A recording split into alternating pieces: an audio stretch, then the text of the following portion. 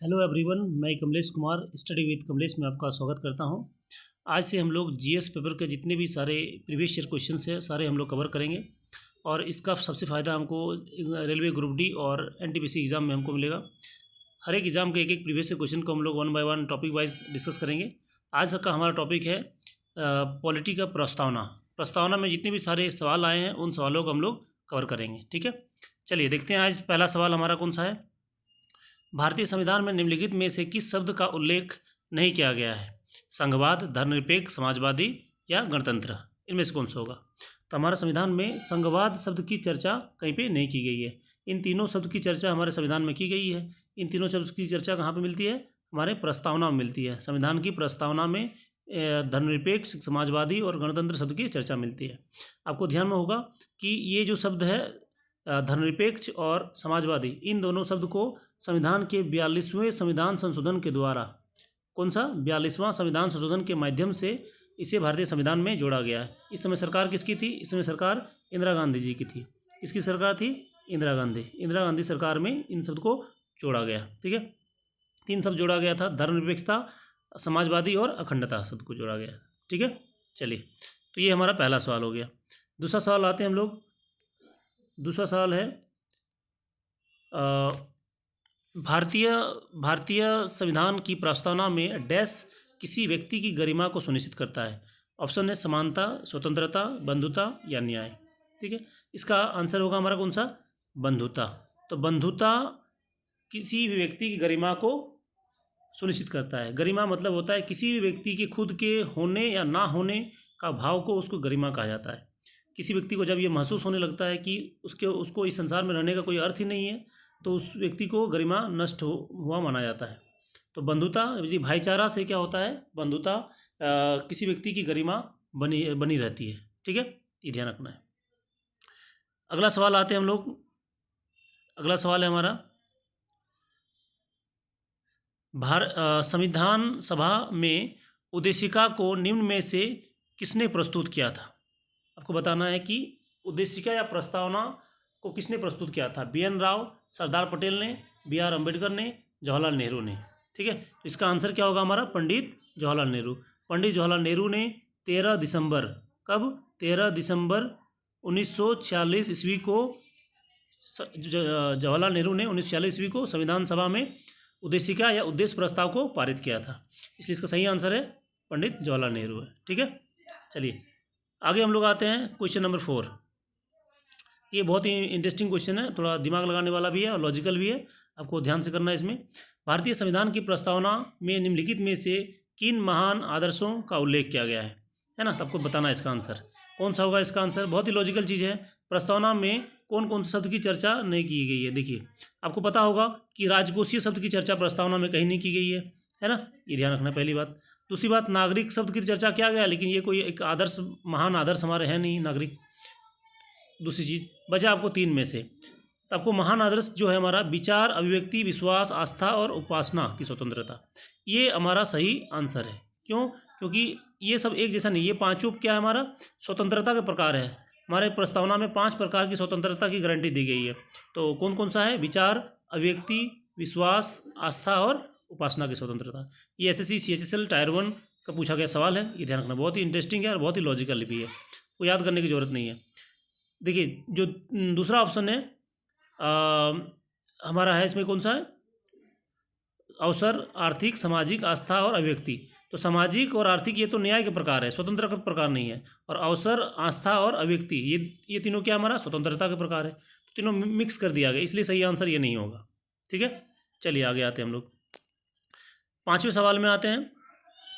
निम्नलिखित में से कौन सा शब्द भारत के संविधान की प्रस्तावना में गणराज्य शब्द के पहले नहीं आता है? ये ध्यान रखना है।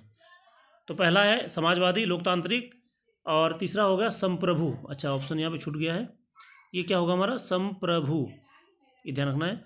और ये कौन सा है? संप्रभु तीसरा ऑप्शन होगा। और चौथा ऑप्शन होगा कौन सा हमारा? ये संघीय। कौन सा है? संघीय, ये ध्यान रखना है। तो कौन सा शब्द है जो गणराज्य शब्द से पहले नहीं आता है?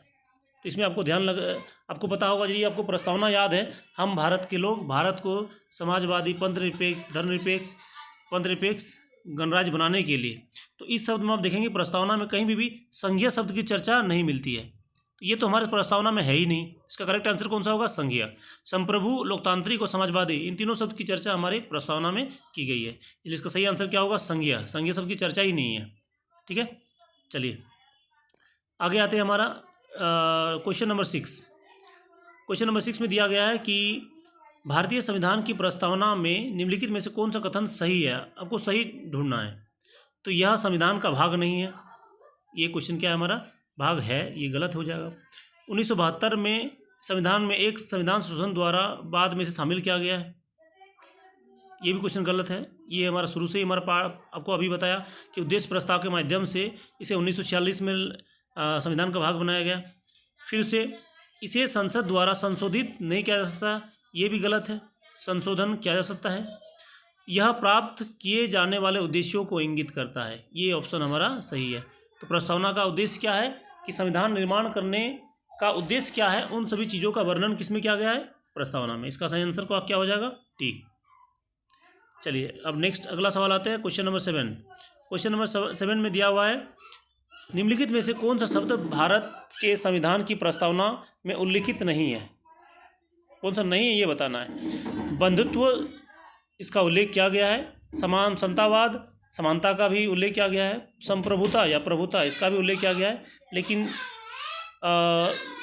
ये समतावाद का उल्लेख नहीं किया गया है, समानता का उल्लेख किया गया है। इसका सही आंसर क्या होगा हमारा? समतावाद। चलिए आगे देखते हैं हम लोग। क्वेश्चन नंबर 7 हो गया। अब क्वेश्चन नंबर हम लोग 8 आते हैं। क्वेश्चन नंबर 8 में है, भारतीय संविधान की प्रस्तावना में उल्लिखित न्याय शब्द, न्याय को किस रूप में स्वीकार किया गया है या कितने प्रकार के न्याय की चर्चा की गई है? राजनीतिक न्याय, आर्थिक न्याय, सामाजिक न्याय और सभी विकल्प सही है। तो आपको पता होगा कि हमारे संविधान में 3 प्रकार के न्याय की चर्चा की गई है, सामाजिक, आर्थिक और राजनीतिक, इसलिए ऑप्शन कौन सा होगा? डी आंसर सही होगा। ठीक है, चलिए आगे आते हैं। Question number 9। क्वेश्चन नंबर 9 में दिया गया है, भारतीय संविधान की प्रस्तावना में 3 प्रकार के न्याय का उल्लेख है, इनमें से कौन सा शामिल नहीं है? अभी तो हमने क्वेश्चन हम लोग ये कर चुके हैं। देखिए कौन सा होगा आंसर? सामाजिक, आर्थिक, राजनीतिक, तीनों हो जाएगा। मतलब आंसर क्या होगा? सांस्कृतिक न्याय का चर्चा नहीं है। इसका आंसर क्या होगा? सांस्कृतिक न्याय। चलिए क्वेश्चन नंबर 10। क्वेश्चन नंबर 10 में दिया गया है कि डैश के द्वारा संसद में संविधान में संशोधन क्या और संविधान की उद्देशिका में पंथनिरपेक्ष, समाजवादी और अखंडता को शामिल किया गया है। तो आपको बताना है कि प्रस्तावना में 3 नए शब्द जोड़े गए हैं। कौन कौन सा? पंथनिरपेक्षता, समाजवादी और अखंडता। तो इन तीनों शब्द को किन संविधान संशोधन द्वारा जोड़ा गया है? 366, 359, 368 और 358 आपको बताना है। इसका सही आंसर, करेक्ट आंसर क्या होगा हमारा? 368, क्योंकि 368 में संविधान संशोधन करने की प्रक्रिया का वर्णन किया गया है। ठीक है, तो इसी को हम लोग कंटिन्यू करेंगे आगे। ये हमारा 10 सवाल हो गया। हम लोग इस तरह से डेली 10 सवाल की चर्चा करेंगे। Thank you.